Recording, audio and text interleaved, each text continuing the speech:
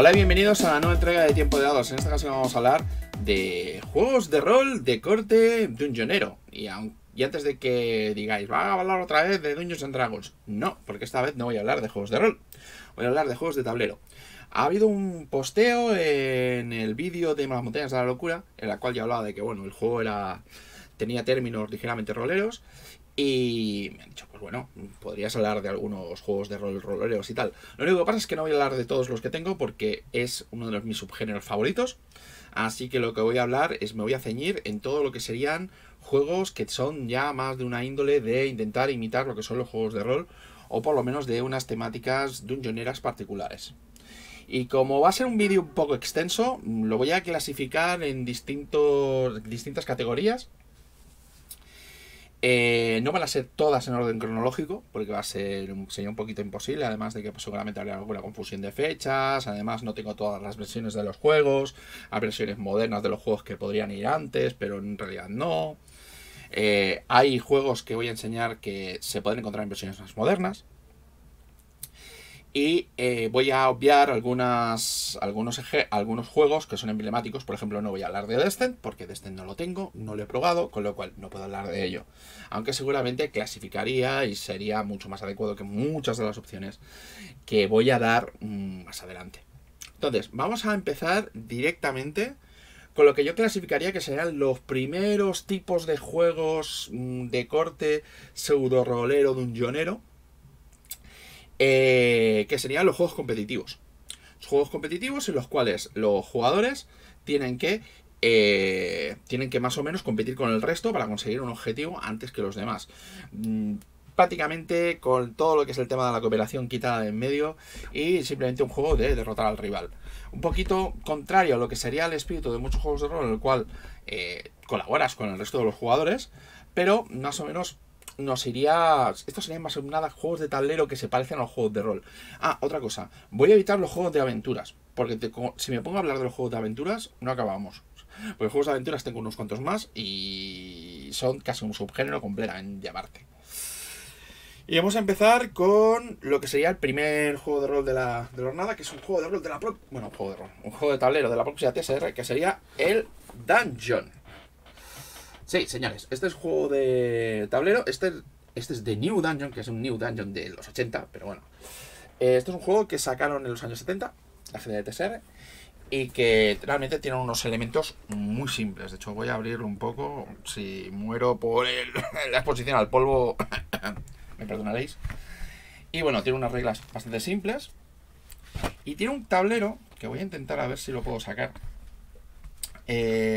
Aunque va a ser delicado porque esto es un tablero que tiene ya sus años y unas reglitas que tiene ya sus años. De hecho, me venía con unas miniaturas que la persona que me lo vendió, que fue estadounidense, me lo puso con esto, que supongo que debe ser para que se seque o que no le afecte la humedad. A saber, yo donde vivo no hay una humedad especialmente alta, así que problemas de humedades no he tenido, lo cual es una suerte. Y vamos a sacar el tablero, principalmente porque quiero que veáis el tablero, porque es bastante definitorio de lo que va este juego. Que es un dungeon en el cual se tiene que ir recorriendo con distintos niveles de desafío, en el cual nos podemos encontrar con distintos niveles de monstruos. Y nos encontraríamos con tesoros. Entonces el objetivo del juego sería ser el jugador que escapa con el mayor número de tesoros sin morir, evidentemente. Hay zonas más peligrosas, hay distintas clases de personaje. O sea, tendríamos las clases de personaje de Dungeons and Dragons que podríamos llevar. Y el juego es bastante simple. Simplemente de vez en cuando nos podemos encontrar con algún combate, va con dados de 6. Y simplemente es de ir consiguiendo tesoros. El mapa es más o menos fijo, como habéis podido comprobar. Y no hay mucha más historia. Es un juego de tablero bastante simple. Es divertido porque lo he llegado a probar. Pero tampoco tiene muchísima historia. Y creo que veréis que hay buscado un poco de spoiler por aquí detrás de todo lo que voy a hablar. Y luego tendríamos juegos un poquito más modernos. De hecho, los juegos modernos, voy a hablar primero de uno que tengo más reciente, precisamente, porque es el juego, irónicamente es el juego más antiguo, que sería el el Dungeon Quest. El Dungeon Quest tiene el tema de que, a diferencia del Dungeon, lo que sería el mapa es un mapa móvil, es un mapa que se va generando. De hecho, tenemos por aquí toda una serie de fichitas.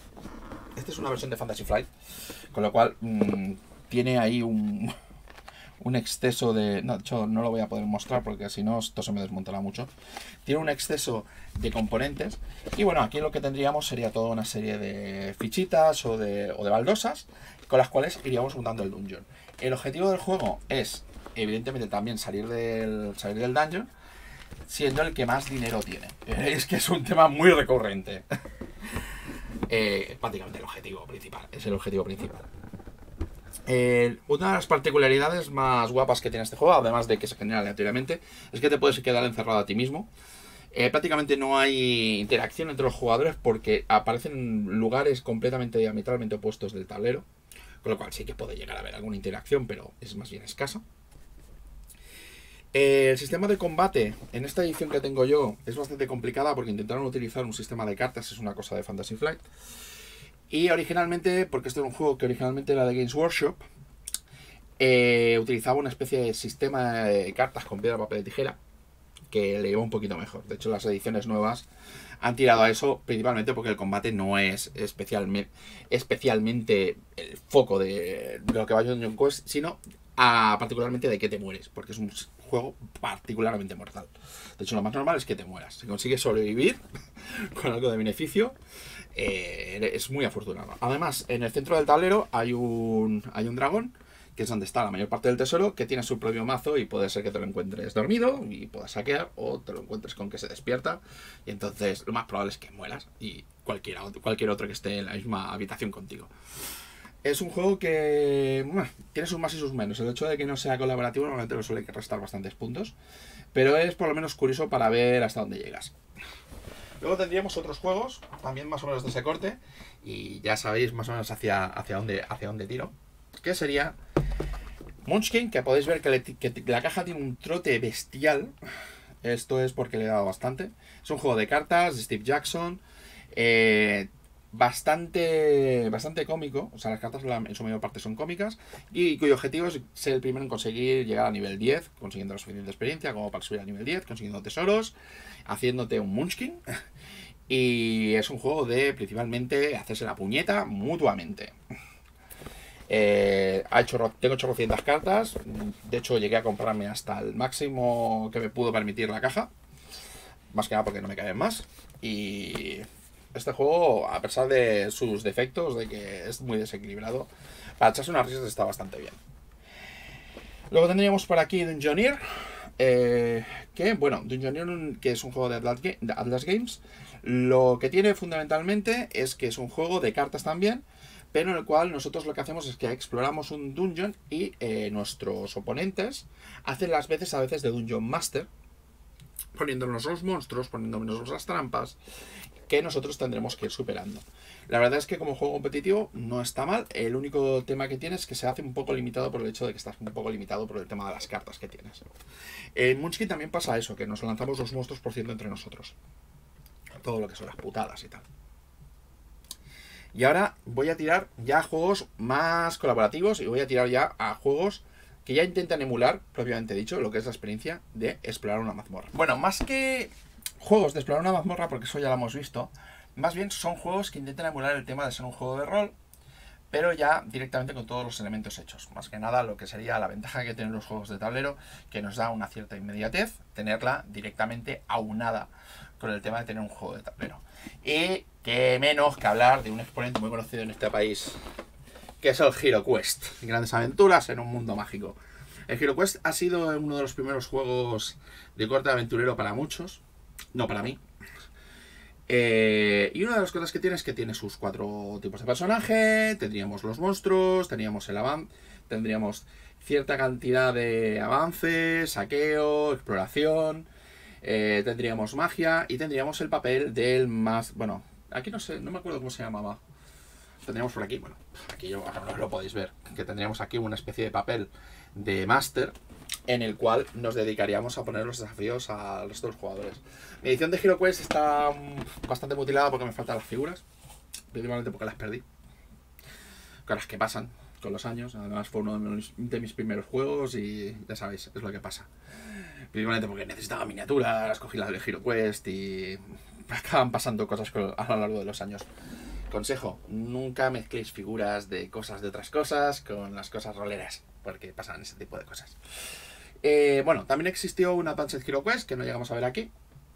Este juego fue editado por Milton Bradley, fue desarrollado por Games Workshop, figuras Citadel, qué decir. Hubo un mecenazgo hace unos cuantos años que todavía no ha salido de buen puerto y no sé si se le espera a estas alturas. Hubo una Advanced HeroQuest que solamente se vio, creo que en Gran Bretaña, que daba bastantes mecánicas un poquito más roleras y tiraba con dado de 12, el tema de los ataques y tenía unas mecánicas así como más próximas a lo que serían los juegos de rol. Y Games Workshop no solamente se dedicó a sacar el Advanced HeroQuest, sino que además sacó su propia versión, una versión un poquito más avanzada, sin utilizar el nombre. Uf, esto se me desmonta porque pasa un montón. Que sería el Warhammer Quest. El Warhammer Quest, que también tengo el problema de las figuras que tengo con el HeroQuest, pero este principalmente es porque no me vendieron las figuras. Esta es la edición británica, que a diferencia de la edición española, que llegó a haber una edición española de este juego, la edición española de este juego principalmente se juega a nivel 1, creo. Este tiene el sistema de avance hasta nivel 10, tiene un bestiario, de hecho voy a abrirlo, ya que estoy hace mucho tiempo que no lo abro. Tiene un par de cosas con respecto al HeroQuest. El HeroQuest, una de las cosas que tenía, era que tenía, cuánta hoja de personaje hecha. Estos son hojas de personaje hechas a mano, por mí me parece. Principalmente una de las cosas que tenía, aparte de que tenía chorrocientas cartas, un montón de dados, figuras a tutiplén, es que lo que era el tablero, en lugar de ser un tablero fijo, era un tablero que se hacía de manera modular. Esto es decir, teníamos distintas baldosas de terreno que podíamos ir uniendo a medida que íbamos explorando. Teníamos también unas clases de personaje muy parecidas a las del propio HeroQuest, más o menos para que veáis un poquito cómo se montaba. Y la particularidad que tiene esta edición con respecto a la edición española es que tiene un manual de reglas bastante más extenso. Por cierto, este le tengo que quitar el forro porque me lo ha distendido un poco. Y tenía criaturas hasta el nivel 10, o te podías acabar pegando con avatares de Slaanesh, por ejemplo. Y bueno, es un manual de rol bastante completito, un bestiario bastante completo. Tenía un sistema de campaña en el cual tú, después de salir de un dungeon, podías ir a un pueblo, podías mirar, tenías tiradas aleatorias de encuentros aleatorios que te podría ocurrir una vez que salieras del dungeon, eventos, lo que te sucedía cuando ibas al pueblo, intentabas comerciar. O sea, era bastante completito, bastante cercano a lo que sería un trampolín para los juegos de rol. La verdad es que si no fuera porque es bastante difícil de encontrar, es muy recomendable. De hecho, es uno de los motivos por los cuales no tengo Descent. Porque me dije, me voy a comprar el Descent teniendo esto. Que bueno, visto a tiro pasado, probablemente me hubiera comprado Descent. Descent, para los que no lo conozcáis, es un juego muy parecido a este, que está basado en lo que sería el mundo de Runebound. Luego tendríamos, por ejemplo, lo que pasa es que esto no es un ejemplo muy bueno. Sería uno de los juegos de tablero que sacaron de Dungeons and Dragons. Este se parece mucho en cuanto a mecánicas a Warhammer Quest y a HeroQuest, principalmente porque lo que tendríamos son acciones de los jugadores, acciones del máster, irían más o menos rotando. Y aquí tenemos una cosa que es muy parecida a la que tiene el propio HeroQuest, que es que tendríamos escenarios. De hecho voy a enseñarlo aquí, porque además lo tengo más a mano. tendríamos una guía de referencia, por ejemplo, para el máster, en el cual iríamos teniendo escenarios que podríamos ir montando. A diferencia de HeroQuest, donde el tablero es más o menos fijo, lo único que cambian es que puedes ir más o menos bloqueando pasillos, habilitando habitaciones para ir más o menos creando una cierta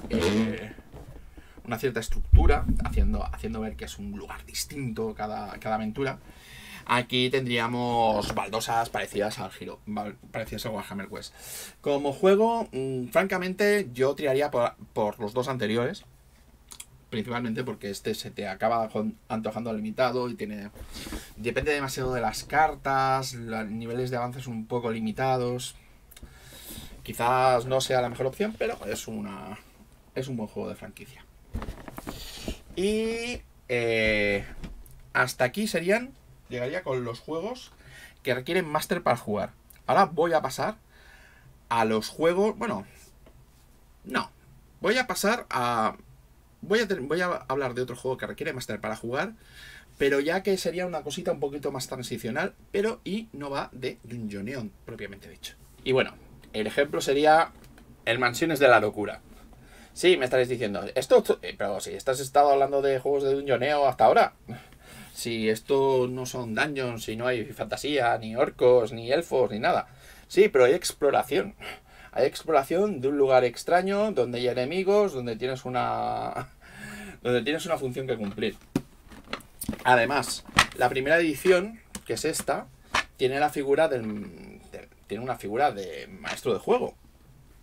Que se tiene que preparar la partida. La verdad es que es un poquito... farragoso, de hecho es uno de los defectos que tiene esta primera edición de Mansiones de la Locura. Tiene que montar los desafíos, tiene que montar escenarios. Aquí los escenarios de Mansiones de la Locura son bastante cerrados. Son bastante cerrados porque vienen ya con sus propias cartas, hay eventos, son eventos a turno cerrado. O sea, normalmente suelen haber cosas que van sucediendo a lo largo de la partida y que se van desbloqueando. Hace otras variaciones, más que nada para que puedas jugar al mismo escenario más de una vez, pero tampoco son unas variaciones increíbles. Tiene muchísimas fichitas, porque es un juego de Fantasy Flight. Además está basado... bueno, y aquí ya creo que no pone basado en la llamada de Tulu, porque creo que ya no... Ya Chaosium ya no tenía la licencia exclusiva. Pero digamos que sería un juego basado un poquito en Arkham Horror, que eso entraría ya dentro de los juegos de aventura, así que no vamos a hablar de ello. Es un juego que está bastante bien, más que nada porque te ayuda, te rellena una tarde perfectamente. Y tienen bastantes cositas en común. El tema es que normalmente lo que son el máster tiene los movimientos bastante limitados, bastante acotados. Por eso esto es un juego de tablero y no es un juego de rol, que es principalmente de lo que va este vídeo. Y el mayor defecto es la preparación de juego.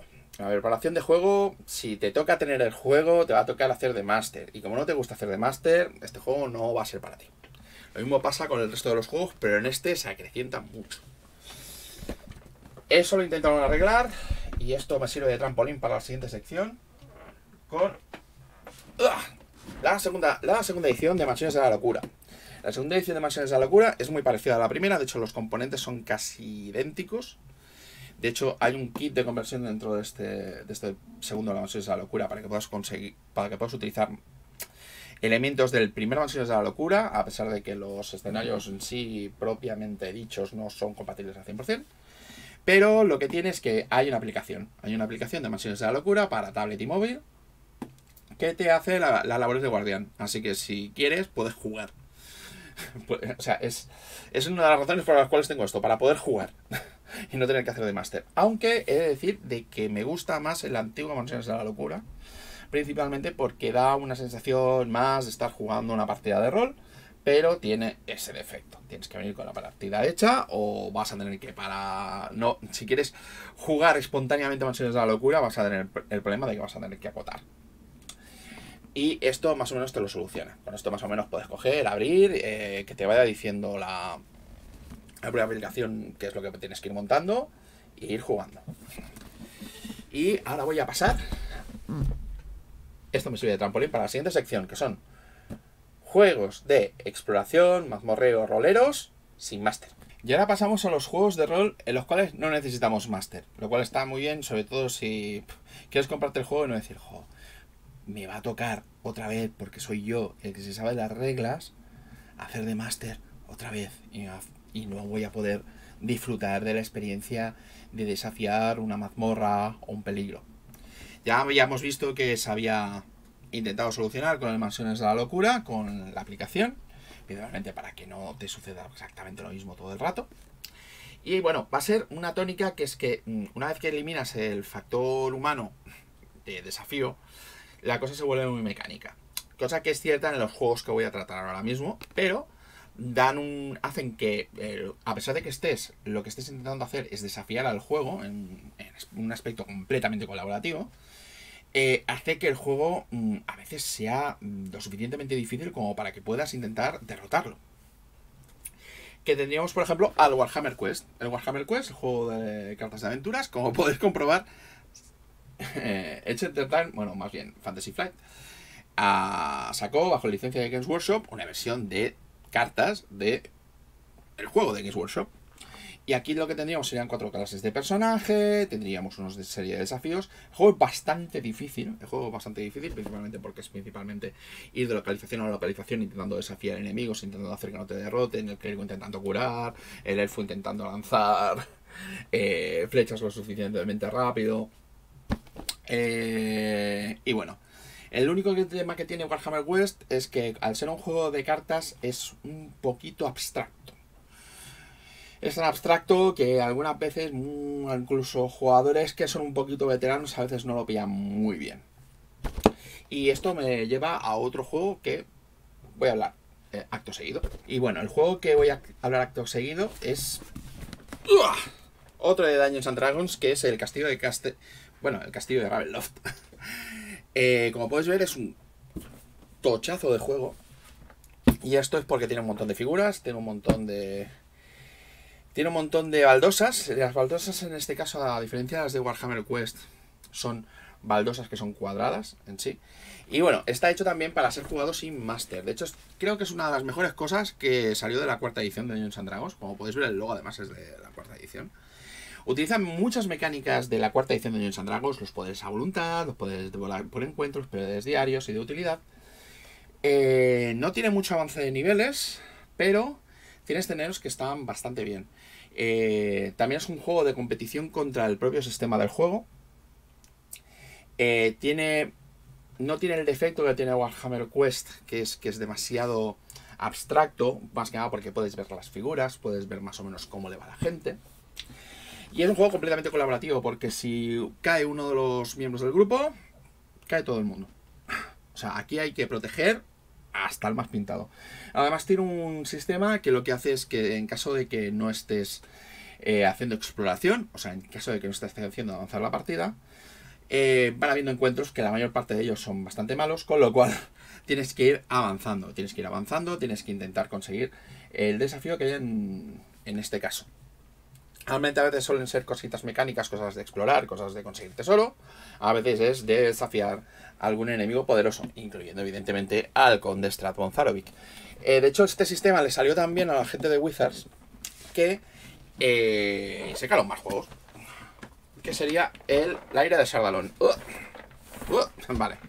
La ira de Sardalón utiliza prácticamente las mismas mecánicas. Lo que pasa es que no tiene lo que sería la ambientación de Ravenloft. Y bueno, cosas que no he explicado a lo mejor de este sistema. En este sistema además hay monstruos. Los monstruos están scripteados, o sea, tienen un cierto guión en el cual si te encuentras, por ejemplo, con un esqueleto, a lo mejor tiene que avanzar a la persona que tenga más cerca, hacerle unos ataques determinados, con lo cual todo lo que es la decisión por parte de lo que tendría que ser el máster no se tiene que hacer. No se tiene que hacer, pero además, para evitar un poquito el síndrome de lo que sucede en Mansiones de la Locura, en el cual todo es un poquito frío, los monstruos tienen que ser controlados por la persona que los ha invocado, o sea, la persona que los ha descubierto ahora a hacer la exploración. Y bueno, hace que todo el mundo tenga más o menos que estar moviéndose, que todo el mundo tenga que hacer cositas con respecto al resto de los jugadores, y bueno, hace que la experiencia para mí sea bastante satisfactoria. De hecho, estos juegos son bastante recomendables. Lo que pasa es que recomendaría principalmente los antiguos, No porque los nuevos sean malos, sino porque los nuevos son caros. O sea, el de la tumba de la aniquilación cuesta más de 100 euros, este lo podéis encontrar todavía por unos 50. Y bueno, esto sería más o menos todo. Evidentemente no lo cubro todo, porque hay muchísimos juegos nuevos, muchísimos juegos que tienen el mismo tipo de ambientación, que tienen todo el tema de intentar simular lo que es una partida de rol, e incluso podremos decir que hay juegos de rol que tienen sus propios tableros. De hecho, no he hablado de eso, principalmente porque no es el tema que tocaba hoy. Y bueno, ya sabéis, en caso de que tengáis alguna tarea apurada en la cual queráis decir, pues mira, creo que necesito una mazmorra, tenéis alternativas a patadas. Muchas gracias por seguirme y hasta la próxima.